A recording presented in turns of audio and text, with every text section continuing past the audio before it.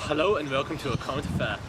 In today's news, my investigative reporters team and I will be analysing the link between tourism in Australia and Fiji, and we'll be analysing the advantages and disadvantages it has in both countries. Every year a great many Australians travel to Fiji. While this may seem like a good thing, as tourism does make Fiji a large amount of money, it also has quite negative repercussions.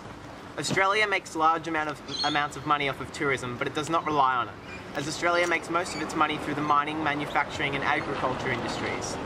Meanwhile, Fiji very heavily relies on its tourism industry, and a large percentage of its income comes from it.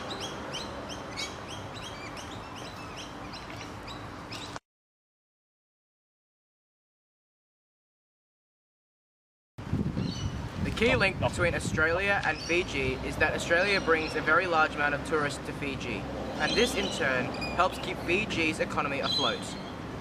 Although Fiji may have large amounts of 5-star hotels, which are very luxurious, the rest of Fiji is quite different.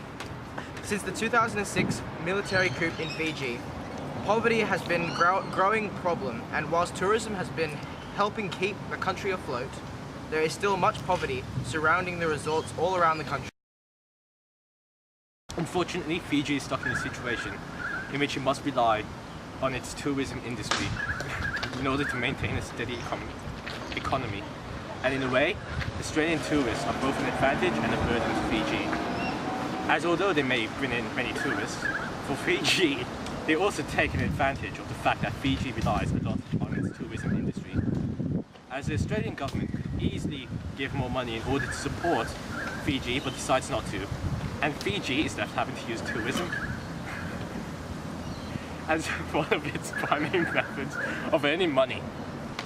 On the other side of the spectrum there is Australia, and Australia does not garner many benefits in terms of tourism through Fiji, as Australia mainly benefits from Fiji's sugar industry. So the relationship between Fiji and Australia in terms of tourism is somewhat one-sided. And although the relationship between the countries may be somewhat one-sided when it comes to tourism, it is still somewhat negative relationship for Fiji.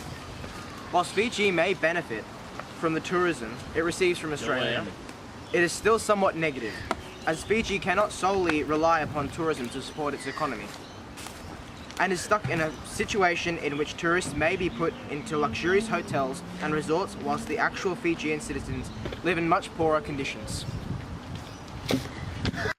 So all in all, the relationship between Fiji and Australia in terms of tourism is somewhat mixed.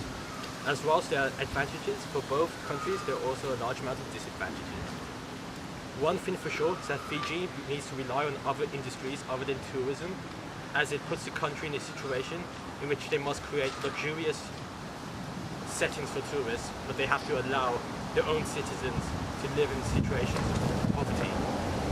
Australia, on the other hand, should be helping Fiji financially by giving more foreign aid rather than just contributing to Fiji's bad situation.